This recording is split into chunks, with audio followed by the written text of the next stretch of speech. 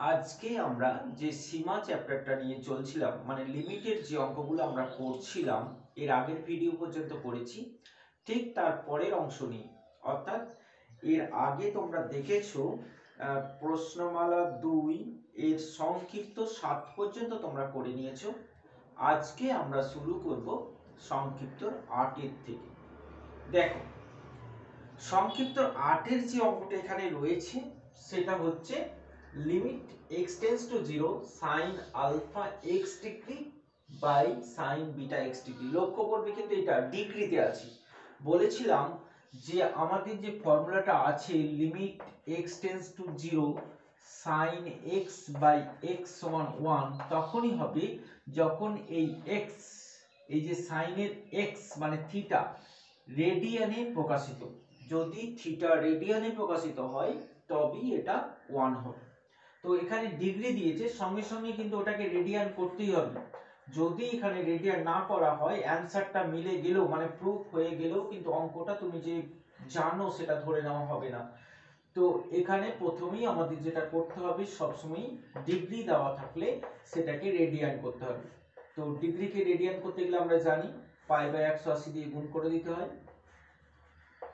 Sign beta pi X by 180, ঠিক আছে? এটা থিটার অংশ, এটাও থিটার অংশ। এটা কারোর সঙ্গে এখান থেকে কিছু বের করে নেওয়া যায় না, এখানে কিছু গুণ করাও যায় না, ঠিক আছে?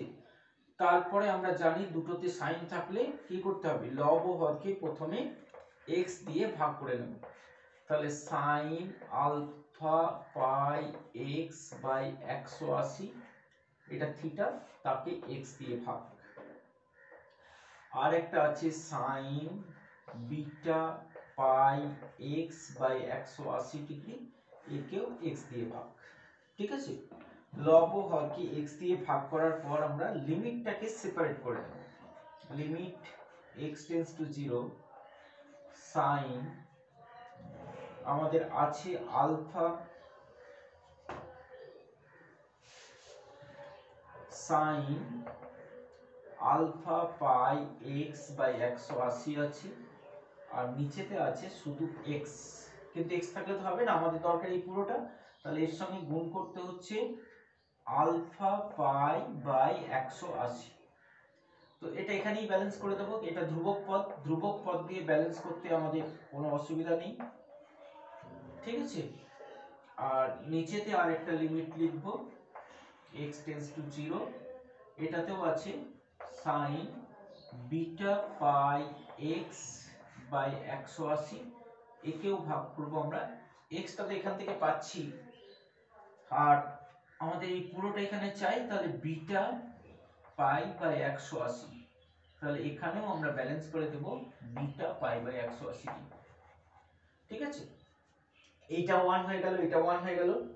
তাহলে অঙ্কটা আমরা পেলাম 1 into alpha pi by 180 by 1 into beta pi by 180। দেখো পাই বাই 180 গুলো এখন কেটে গেল, দিয়ে আলফা বাই বিটাটা পড়ে থাকবে, ঠিক আছে? প্রমাণিত, বুঝতে পেরেছো নিশ্চয়ই? তারপরে দেখো 2 নম্বরটা। এতক্ষণে নিশ্চয়ই লিমিট সম্বন্ধে একটা ধারণা চলে এসেছে। তো 2 নম্বরটা আমি কি করব, আমি করার আগেই নিশ্চয়ই সেটা বুঝে ফেলতে পারছো। তো এখানে দেখো 1 বাই sin x আছে, tan টাকে আমরা sin বাই cos করে নেব। তাহলে tan এর জায়গায় যদি sin বাই cos লিখি, তাহলে এখানে আমরা পাচ্ছি cos x by sin x। তাহলে যেটা আমরা পাচ্ছি limit x tends to 0 1 minus cos x by sin x। দেখো আবার সেই পরিচিত জায়গাটা 1 মাইনাস cos x, মনে আছে 1 মাইনাস cos x এর নিচে যদি x স্কয়ার থাকে তাহলে আমরা লিমিটের মানটা বের করে দিতে পারবো। তাহলে আমরা ওটাই করে নেব, লব ও হরকে x স্কয়ার দিয়ে ভাগ, লব ও হরকে x স্কয়ার দিয়ে ভাগ করে নিচ্ছি। তাহলে 1 minus cos x by x square আর sin x by x square, এটা সমান হবে, আমরা এখানে সেপারেট করে নিচ্ছি। উপরে আছে limit x tends to 0 1 minus cos x by x square, আর নিচে পাচ্ছি limit x tends to 0 sin x by x square পাচ্ছি আমরা। এখানে x স্কয়ার আছে, কিন্তু আমাদের x স্কয়ার তো আমরা তো জানি যে sin x বাই x হলে আমরা 1 পেয়ে যাব, তাহলে sin x বাই x টাই নেব, আমাদের x স্কয়ারটা দরকার হচ্ছে না। তাহলে আর একটা x তো এখানে থেকে যাচ্ছে না, 1 বাই x। তাহলে 1 বাই x যদি এখানে থাকে, এটা ফোর্থ লাইনে রয়েছে, তার মানে একদম ফার্স্ট লাইনে চলে গেল। কিন্তু আমাদের মনে রাখতে হবে, যেহেতু এটা ভ্যারিয়েবল, একে কিন্তু আমরা শুধু রাখতে পারবো না, একে আমাদের সেপারেট করতে হলে লিমিট দিয়েই সেপারেট করতে হবে। ঠিক আছে, যেহেতু এই এক্সটা ভ্যারিয়েবল ছিল, ধ্রুবক থাকলে আমরা এখানে ব্যালেন্স করে দিতাম, কিন্তু যেহেতু এটা ভ্যারিয়েবল, তাহলে শুধু শুধু একে আলাদা রাখা যাবে না, লিমিট দিয়েই আলাদা করতে হবে। তাহলে কি পেলাম, ওপরটা আমরা আগের মতো করেই করে নেব, সেখানে আমরা জানি হাফ পাবো। আমরা এটা অনেকবার করেছি, প্রথম থেকে অনেকবার করেছি এটা, তো তাতে আমরা প্রত্যেকবার হাফ পেয়েছি, সেই জন্য আমি হাফ বসিয়ে দিলাম, কিন্তু তোমরা এটা করে দেখাবে। নিচে এটা 1 পাচ্ছি, কিন্তু এর জন্য তো আমরা 0 পাচ্ছি, তাই না? কারণ এখানে তো x এর জায়গায় 0 বসবে, তাহলে টোটালি অ্যানসারটা হয়ে গেল 0। বুঝতে পেরেছো নিশ্চয়ই? তারপরে দেখো 8 এর 3 নম্বরটা, তো আমরা এগুলোতে একটু হিন্টস এগিয়ে দেবো তোমাদের, হিন্টস দিয়ে, তারপর তোমরা সেগুলো শেষ করবে। তো দেখো এখানে এইটুকু বুঝতে পারছি tan থিটা আছে, তো tan থাকলে আমরা সেগুলোকে sin cos এ প্রকাশ করে নিই, সাধারণত ত্রিকোণমিতিক পার্টে তাই করে থাকি, তাহলে এখানেও আমরা সেটা করেই দেখব। তো এগুলো বেশিরভাগই পরীক্ষামূলক পদ্ধতি, আমি তো একটা পদ্ধতির কথা বলছি, হতে পারে তোমরা অন্যান্য পদ্ধতিও নিজেরাও করতে পারো, এগুলো অন্য রকম ভাবে করলেও কিন্তু হবে। তো এটা sin বাই cos করে নিলে আমরা পাচ্ছি, দেখো sin x মাইনাস, এটা sin ইনটু cos আসবে, sin x into cos x by x cube cos x। ঠিক আছে, একবারে ট্যানটাকে sin বাই cos করে নিয়ে যোগ বিয়োগটাও করে দিলাম। এটা হাফ প্রমাণ করতে দিয়েছে আমাদের, লিমিট x টেন্ডস টু 0। এখানে যদি আমরা সাইনটাকে এখন কমন নিই, তাহলে sin x কমন যাবে, তাহলে পড়ে থাকছে 1 মাইনাস cos x, আর নিচে আমরা পাচ্ছি x কিউব cos x। ঠিক আছে, তাহলে এবার আমরা সেপারেট করব, আর সেপারেট করতে গিয়ে আমরা সবসময় এই টার্মটার উপর লক্ষ্য রাখবো। দেখো 1 মাইনাস cos x এর সঙ্গে কত দিলে পরে আমরা লিমিটের মান বার করতে পারি সেটা কিন্তু আমরা জানি, আর সেটা জেনেই আমরা লিখব limit x tends to 0 1 minus cos x by কত, x স্কয়ার দিতে হবে এখানে, into limit x tends to 0, এখানে একটা sin x রয়েছে, আমরা এটাও জানি sin x এর সঙ্গে x দিতে হবে। ঠিক আছে, দিয়ে দিলাম, আর বাকি যারা রয়েছে তাদেরকেও আমরা আলাদা করে দিলাম। তাহলে বাকি কে রয়েছে, এখানে x স্কয়ার গেল, এখানে x, শুধু 1 বাই cos টা পড়ে আছে, তাহলে 1 বাই cos x। ঠিক আছে, cos এর জন্য কোনো ফর্মুলার দরকার হয় না, কিছু দরকার হয় না, এমনিই মান বেরিয়ে যাবে। তাহলে দেখো এবার এই যে সেপারেট করে দিলাম, তাহলে এটার মান বার করতে পারি, এটার মান বার করতে পারি, আর এখানে x এর জায়গায় 0 বসিয়ে দেব, তাহলে 1 বাই cos 0, cos 0 মানে হচ্ছে 1, তাহলে ওটা 1 হয়ে যাবে, এটা 1 হবে, আর এটাতে কত হবে আমরা জানি, এটা হাফ হবে, তাহলে অ্যানসারটা আমাদের হাফই আসবে। ঠিক আছে, এটা শেষ করতে পারবে নিশ্চয়ই? তারপরে দেখো 4 নম্বরটা, তো 4 নম্বরটাকে আমরা দু রকম ভাবে করতে পারি। এটা আমরা sin cos দিয়েও প্রকাশ করে নিতে পারি, sin cos দিয়ে প্রকাশ করলেও হবে, অথবা আরো একটু সহজে হবে যেটা, সেটা হচ্ছে cotটাকে যদি আমরা tan করে দিই, তাহলে এটা 1 বাই tan পেয়ে যাবো আমরা, 1 বাই tan থিটা। তাহলে limit theta tends to pi by 4, দেখো এই tan থিটাটা উপরে চলে যাচ্ছে, তাহলে tan থিটা ইনটু, মানে লসাগু যেটা করলাম নিচেতে, এই বিয়োগ করতে গেলে তো লসাগু করতে হবে, এই লসাগু tan থিটা যেটা আসছে সেটা উপরে চলে গেল, আর এখানে আমরা পাচ্ছি tan থিটা মাইনাস 1 হলো। তাহলে এটা 1 মাইনাস tan থিটা, এটা tan থিটা মাইনাস 1, এটাকে আমরা কাটতে পারি মাইনাস 1 দিয়ে, তার মানে আমরা পাচ্ছি minus limit theta tends to pi by 4 tan theta. এখন আমরা নিশ্চয়ই মানটা বসিয়ে দিতে পারবো, তাহলে এটা যদি পাই বাই 4 বসিয়ে দিই, তাহলে tan পাই বাই 4 মানে 1, আর এখানে মাইনাস আছে, তাহলে মাইনাস 1 পয়েন্ট। এইটা কি ইচ্ছা করলে sin cos দিয়ে ভেঙেও করতে পারো, এটা sin বাই cos, এটা cos বাই sin করে লসাগু করে, তারপরে কিন্তু এই যে এটা গুণটা করলাম না, এটা লব অফ হরকে cos মাইনাস sin বা sin মাইনাস cos দিয়ে গুণ করে নিয়ে আমরা করতে পারবো। ঠিক আছে, তারপরে দেখো 5 নম্বরটা। তো 5 নম্বরটাতে sec x plus h minus sec x আছে। তো এই রকম অঙ্ক এর আগে মানে 7 নম্বর প্রশ্নতে এরকম অঙ্ক অনেকগুলো ছিল, দুটো ছিল অন্তত, একটা tan দিয়েছিল, একটা sin দিয়েছিল, একটা cos দিয়েছিল। তো সেখানে আমরা করেছিলাম, তো sec tan দিয়েও বলেছিলাম যে tan, এটা tan c minus tan d বা sec c minus sec d এরকম তো ফর্মুলা হয় না। তো সেই জন্য আমরা এগুলোকে প্রথমে cos এ নিয়ে যাব, এটা স্বাভাবিক ব্যাপার, আমরা cos এ নিয়ে যাই minus 1 by cos x। তারপরে দেখা যাবে কি হচ্ছে। প্রথম থেকেই ভয় পেয়ে গেলে হবে না, কিন্তু আমরা একটু এগিয়ে যাই না, আমরা তো জানি ত্রিকোণমিতিক টার্ম কিছু করতে না পারলে sin আর cos এ নিয়ে গেলেই একটা রাস্তা দেখা যায়। তো সেই হিসেবে আমরা sin cos এ নিয়ে যাই, তারপরে দেখা যাবে কি হবে। এখনই নাইবা বুঝতে পারলাম এরপরে কি করব, এগিয়ে যাই একটু না। তারপরে দেখো এখানে আমরা পাবো cos x minus cos x plus h, লসাগু করে দিলাম, লসাগুটাকে নিচে নামালে আমরা পাবো cos x plus h into cos x। ঠিক আছে, এইচটাও লসাগুর সঙ্গে থেকে গেল। তারপরে দেখো আমরা cos c minus cos d formula পাবো। তাহলে লিমিট, এখানে ভ্যারিয়েবল কোনটা মনে পড়ছে, কোনটা ভ্যারিয়েবল এখানে, অবশ্যই h ভ্যারিয়েবল, x নয় কিন্তু। এখানে x কে আমরা ধ্রুবক হিসেবে ট্রিট করব, h কে এখানে ভ্যারিয়েবল হিসেবে নেব। ঠিক আছে, তাহলে এটাতে cos c minus cos d formula বলেছিলাম মনে আছে, ফর্মুলাগুলো 11 থেকে আমাদের নিতে হবে, আর ফর্মুলা পেলে সেইগুলোকে একটু লিখে দেবে, তাহলে তোমার নিজের পক্ষেও ভালো, এক্সামিনারের পক্ষে ভালো, যিনি অঙ্কটা তোমার নিজের পক্ষে তো সবথেকে ভালো, কারণ এখানে তুমি অনেকগুলো পয়েন্ট পেয়ে যাবে, কারণ এখানে আর ভুলটা হবে না, তুমি ওটা দেখে দেখে যখন বসাবে তখন একটা লাইনকে বাদ দিতে পারবে, তো অনেকগুলো সুবিধা তুমি পেয়ে যাবে, সেই জন্য ফর্মুলাটা এখানে বসাবি।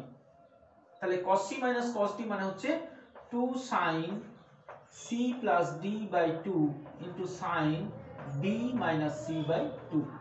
এবার এটা দেখে দেখে তুমি যখন যোগ বিয়োগ করে বসাবে তখন তোমার আর ভুলটা কোনো রকমই হবে না। তাহলে দেখো এখানে 2 sin c plus d by 2, তার মানে এই দুটো যোগ করে পাচ্ছি আমরা 2x plus h by 2 into sin d minus c by 2, তাহলে এটার সঙ্গে এটা বিয়োগ করলে x টা কেটে যাচ্ছে, তাহলে আমরা পাচ্ছি h by 2। নিচে যা আছে তাই, cos x plus h cos x হলো। এরপর মনে আছে এই 2 টা তো কনস্ট্যান্ট টার্ম বেরিয়ে গেল, মনে আছে এরপর কি বলেছিলাম, কিভাবে সেপারেট করতে হবে, শুধু এই h টাকে, শুধু এই h টাকে আমরা এই h দিয়ে সেপারেট করে নেব, আর বাকিগুলো যা থাকছে দেখো বাকিগুলোতে সব মান বসানো যাবে, শুধু এই h টাকে আমরা এই h দিয়ে পৃথক করে নেব। তাহলে sin h by 2 এর সঙ্গে শুধু h টাকে দেব, আর বাকি যা রয়েছে সব কোটাকে আমরা লিমিট h টেন্ডস টু 0 সব কোটাকে আমরা এক জায়গা করে দিয়ে মান বসিয়ে দিলেই হয়ে যাবে। কারণ এখানে মান বসালে আমরা এটা দেখে নেব ভেবে একটু, যে এখানে যদি আমরা মানটা বসিয়ে দিই তাহলে 0/0 ফর্মটা পাবো কিনা, নিশ্চয়ই পাবো না। তো এখানে আমরা x h এর জায়গায় যদি 0 বসিয়ে দিই তাহলে আমরা 0/0 যেহেতু হবে না তাহলে মান বসাতে পারবো, এই জায়গাটাতে আমাদের ফর্মুলা নিয়ে আসতে হবে। তো এখানে একটা 2 লাগবে, তার জন্য এখানে ব্যালেন্স করতে হবে, তোমাদের একটু আগে থেকে ভেবে রাখবে, তাহলে কাটাকাটি করতে হবে না। দেখো এবার মান বসিয়ে দিলে অঙ্কটা হয়ে যাবে। ঠিক আছে, তারপরে দেখো 8 এর 6 নম্বরটা। তো 8 এর 6 নম্বরটা এক্সাম্পলে করা রয়েছে। তো অনেক অঙ্কই এক্সাম্পলে করা আছে, বেশিরভাগ প্রায় বলতে গেলে অনেকগুলো অঙ্কই এক্সাম্পলে করা আছে। তোমরা এক্সাম্পলগুলোও কিন্তু তোমাদের লক্ষ্য রাখতে হবে, কারণ তোমাদের পরীক্ষায় যে প্রশ্নের মধ্যে থেকে দেবে তার তো কোনো কথা নেই, হয়তো দেখা গেল যে অর্ধেক প্রশ্ন থেকে, অর্ধেক এক্সাম্পল থেকে, বা কোনো কোনো বছর আবার বেশিরভাগ এক্সাম্পল থেকেই দেয়, অতএব এক্সাম্পলের অঙ্কও কিন্তু তোমাদের করে নিতে হবে। তারপরে দেখো 7 নম্বর প্রশ্নটা, এটা এই ধরনের থাকতে পারে এক্সাম্পলে, তো একটু বলে রাখছি, এটা sin c plus sin d formula করবে লবে হরে, তারপরে যেগুলো সাইনের টার্ম থাকবে সেইগুলোর লব ও হরকে x দিয়ে ভাগ করে নেবে, তারপরে যা গুণ করার করতে হবে, আর cos-এর টার্মগুলোকে সব এক জায়গা করে দিয়ে লিমিট করে দেবে, একটা লিমিট দিয়ে আলাদা করে দেবে। ঠিক আছে, তারপরে দেখো 8 নম্বর প্রশ্নতে আছে দেখো limit theta tends to pi by 2 sec theta minus tan theta. তো এখানে secটাকে 1/cos লিখবে, tanটাকে sin/cos লিখবে। প্রথমত একই নিয়মেই আমি চলছি, তো কোনো এখানে অন্য কিছু করছি না। তাহলে আমরা পাচ্ছি দেখো 1 মাইনাস sin/cos। তাহলে 8 নম্বরটা বলছি 1 minus sin theta by cos theta পাবো তো। এবার লব ও হরকে 1 প্লাস sin থিটা দিয়ে গুণ করে নেবে, লব ও হরকে 1 প্লাস sin থিটা দিয়ে গুণ করে নেবে। তাহলে দেখবে উপরে আসবে 1 মাইনাস sin স্কয়ার থিটা, ওখানে cos স্কয়ার করে দেবে, একটা cos কেটে যাবে, তারপর মান বসিয়ে দিলেই হয়ে যাবে। ঠিক আছে, একটা cos কেটে যাওয়ার পর, একটা cos থিটা কেটে যাওয়ার পর মান বসালে হবে, তার আগে হবে না কিন্তু। তারপরে দেখো 9 নম্বরটা sec আছে, আমরা জানি sec থাকলে cos করে নিতে হবে, পুরো অঙ্কটাকে cos করে নেবে, তারপরে বিয়োগগুলো করবে, দিয়ে cos c minus cos d, cos c minus cos d সূত্র বসাবে। তো cos c minus cos d বসালে sin এর টার্ম চলে আসবে, সব টার্মগুলো sin এ আসবে। অতএব লব ও হরকে এখানে প্রথমে x স্কয়ার দিয়ে ভাগ করে চারটে আলাদা আলাদা লিমিট দিয়ে পৃথক করতে হবে। এক্সাম্পলে করা আছে দেখবে cos c minus cos d এর অঙ্কটা ঠিক ওইভাবে করতে হবে। তারপরে দেখো 10 নম্বর, এখানে x মাইনাস a সমান z ধরে নেবে। 10 নম্বরের অঙ্কটা x মাইনাস a সমান যদি z ধরে নাও, দেওয়া আছে x টেন্ডস টু a, তাহলে নিশ্চয়ই z টেন্ডস টু 0 পাবো আমরা। আর x সমান হবে, আমরা জানি পুরো ভ্যারিয়েবল সবাইকেই তো চেঞ্জ করতে হবে z প্লাস a। তো এরকম যদি আমরা লিখে দিই x এর জায়গাগুলোতে z প্লাস a লিখলে পরে এই অঙ্কটা একদম হয়ে যাবে 7 এর 7 নম্বরের অঙ্কের মতো। 7 এর 7 নম্বরটা ঠিক যেভাবে করেছো তারপরে সেইভাবেই করলে অঙ্কটা হয়ে যাবে। 9টাও তাই, সরি 11টাও তাই, এটা tan এর অঙ্ক আছে, এখানেও আমরা x a সমান z ধরবো। x z ধরলে এই অঙ্কটা একদম চলে যাবে 7 এর 8 নম্বরের মতো। ঠিক আছে, তাহলে এটা 7 এর 8 নম্বরে যেভাবে করেছে দরকার হলে আরেকবার দেখে নেবে, দিয়ে করে নেবে। তারপরে দেখো 12 নম্বরের অঙ্কটা, তো 12 নম্বরের অঙ্কটা আমাদের এখানে আমি লিখেছি, তো এটাও তোমরা করতে পারারই কথা, কারণ এতক্ষণে নিশ্চয়ই লিমিট সম্বন্ধে একটা স্পষ্ট ধারণা হয়ে গেছে। তো tan কে আমরা sin বাই cos করে নিচ্ছি, তাহলে sin x minus sin x into cos x হবে। আমরা একটা লাইন বাদ দিলাম, প্রয়োজন হলে লাইনটা লিখবে, কিন্তু যেন ভুল না হয় সব সময় এটা রাখবে। আমি একটা লাইনকে বাদ দিলাম, লাইন বাদ দেবে তখনই যেন ভুলটা না হয়, এটা শিওর থাকবে, তারপরে দরকার হলে লাইনটা লিখে নেবে তুমি। ঠিক আছে, লিমিট x টেন্ডস টু 0, এখানে আমরা sin x টা কমন নিচ্ছি, তো sin x কমন নিলে আমরা পাচ্ছি দেখো sin x যদি কমন নিই তাহলে 1 মাইনাস cos x, তো 1 মাইনাস cos x টা কেটেই যাচ্ছে, তাহলে 1 মাইনাস cos x টা কেটে গেল, তাহলে থাকছে শুধু tan x। এখন আমরা বসিয়ে দিতে পারি, তাহলে tan 0 এর মান হবে 0। ঠিক আছে, তারপরে দেখো 13 নম্বর অঙ্কটা,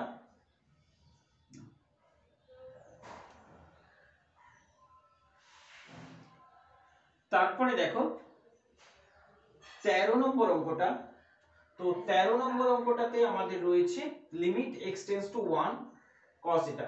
তো লিমিট x টেন্ডস টু 1 দিয়ে ত্রিকোণমিতিক আমাদের একটাই ফর্মুলা আছে, সেখানে লিমিটের মান 0 আছে। তো এই অঙ্কগুলোর ক্ষেত্রে আমরা এর আগেও করেছি, এটা 1 x বা x 1 z ধরে নেব। তাহলে x 1 কে যদি আমরা z ধরে নিই, তাহলে আমরা কি করলাম, এখানে ভ্যারিয়েবল কোনটা x, তাহলে ভ্যারিয়েবলকে আমরা চেঞ্জ করছি, নতুন ভ্যারিয়েবল আসবে z। তাহলে কি বলেছি, যেখানে যেখানে x আছে পুরো x গুলো কনভার্ট করতে হবে z এ। তাহলে প্রথমে আমরা লিমিট আছে x টেন্ডস টু 1, তাহলে x টেন্ডস টু 1 হলে z টেন্ডস টু কি হবে, x এর জায়গায় যদি 1 বসানো হয় তাহলে 0 হচ্ছে, তাহলে z টেন্ডস টু আমাদের 0 পাবো। তাহলে limit z tends to 0 cos pi x, x মানে এখান থেকে বার করে নেব আমরা, x মানে হচ্ছে 1 প্লাস z বাই 2 আছে, নিচে আসবে 1 মাইনাস x মানে হচ্ছে মাইনাস z হবে, তাই না।